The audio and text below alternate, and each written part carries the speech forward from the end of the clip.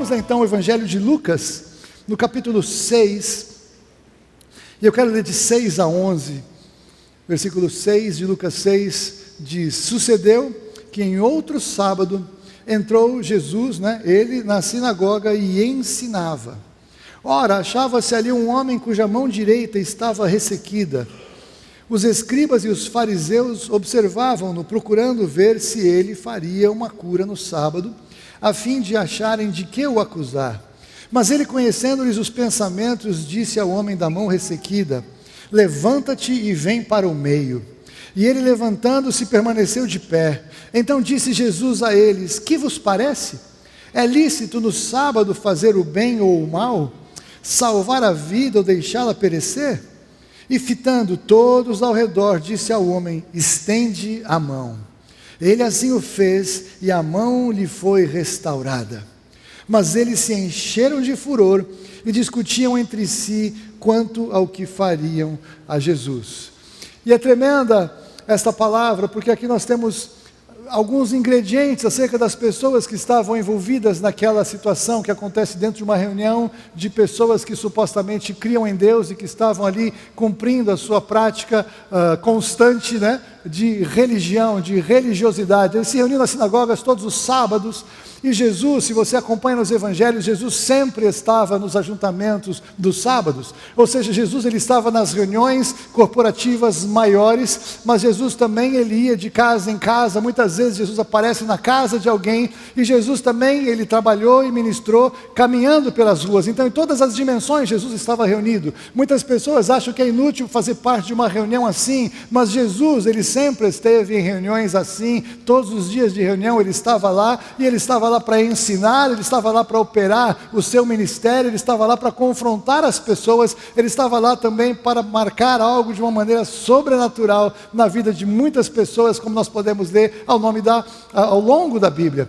E é interessante porque eu não sei se tinha anunciado: olha, grande cruzada de milagres, Jesus vai estar aqui nesse sábado, não perca.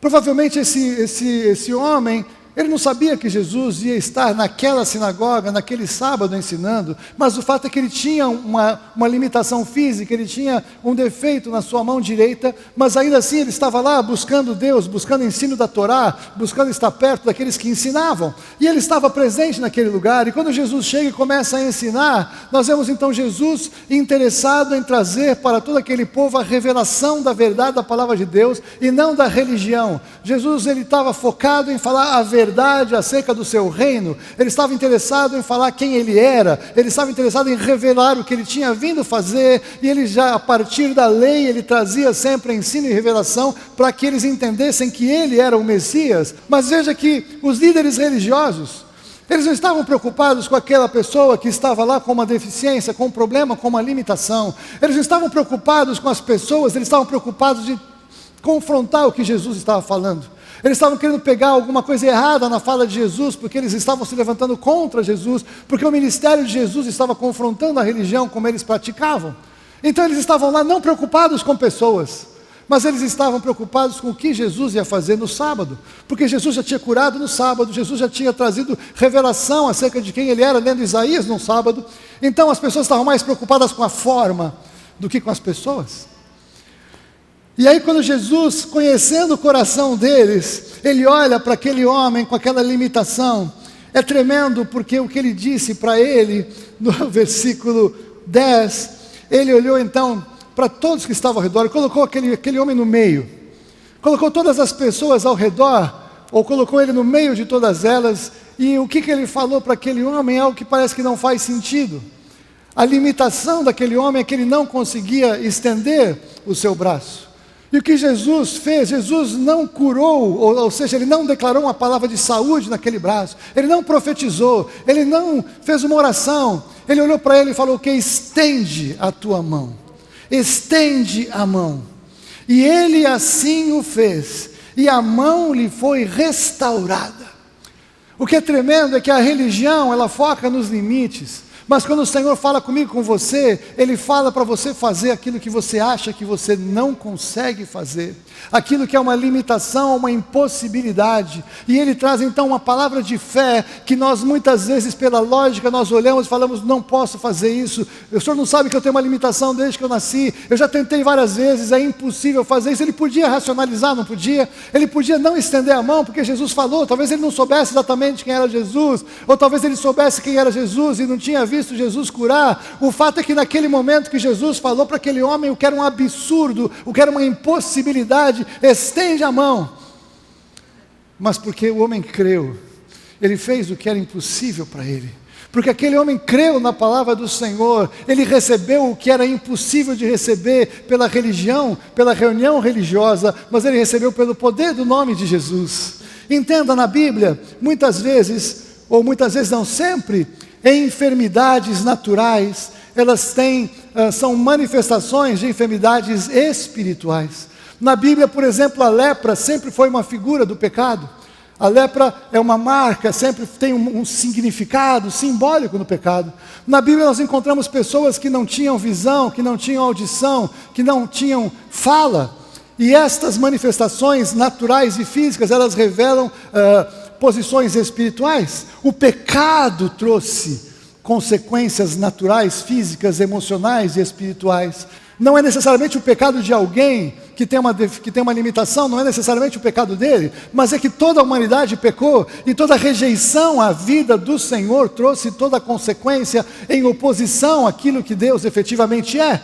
A morte entrou em oposição a Deus, que é vida, é a fonte de vida, a vida está nele, mas a morte entrou, como nós vemos Paulo revelar. Então todas as enfermidades, as deformidades, as limitações físicas, elas são totalmente uma oposição a um corpo sem limites que Deus criou para Adão e Eva, que foi um pouco do corpo sem limites que Jesus manifestou quando voltou depois de ressuscitar, não é isso? Ele atravessou a parede para estar com os irmãos num lugar fechado. Jesus tinha andado sobre as águas, Jesus ressuscitou mortos, Jesus fez todas as coisas, mas muito mais quando ele voltou, a ponto quando ele acabou os seus últimos dias com os discípulos, os 40 dias depois da ressurreição, ele diante daquela multidão que estava ali, talvez as 500 pessoas que Paulo fala estavam reunidos, Jesus subiu ao céu, simplesmente assim, subiu ao céu. Ou seja, a limitação do corpo humano é por causa do pecado, porque nós fomos destituídos de glória, fomos despidos da glória do Senhor quando o pecado entrou no mundo.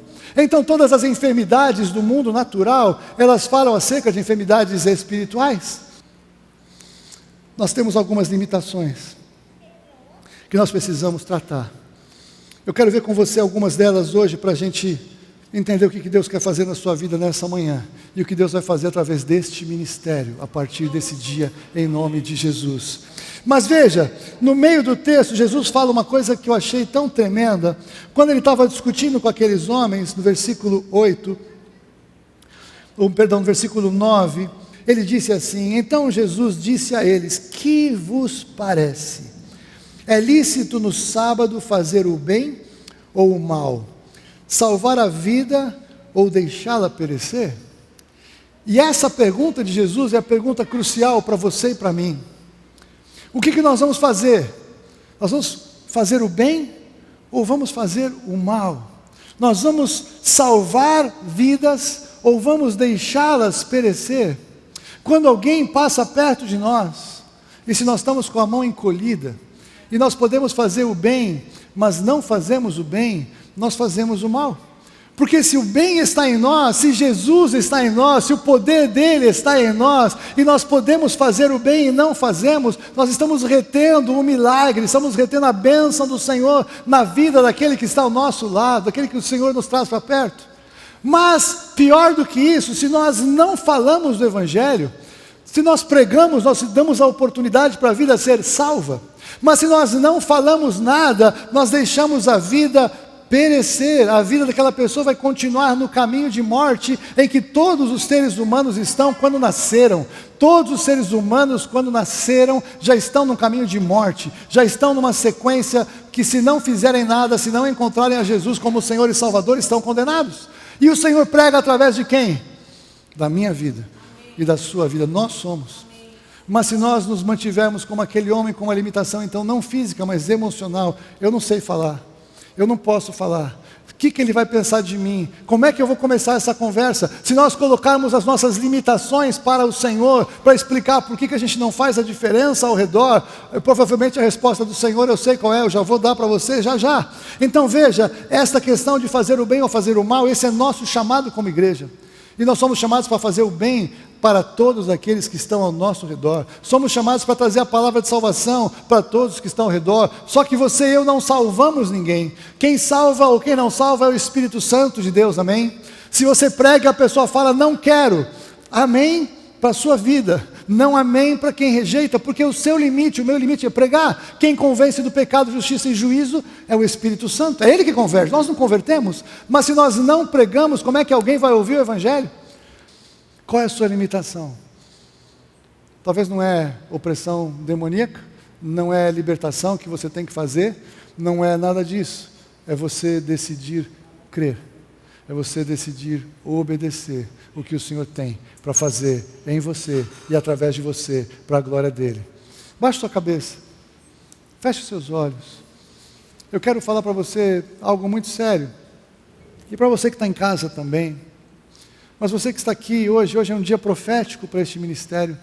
Hoje é um dia que nós marcamos porque essa possibilidade de reabrir as portas, essa oportunidade de estarmos juntos presencialmente, novamente. Nós temos motivos de gratidão a Deus, é o que nós vamos fazer aqui somente entre nós.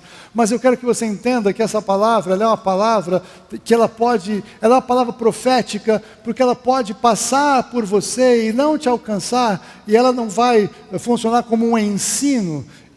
Não há um ensino de que todo mundo que estender o braço vai ser curado, mas há uma palavra profética que se você estender a sua mão, você pode ser curado, você pode ser liberto e você pode ser útil para o Senhor nesses dias.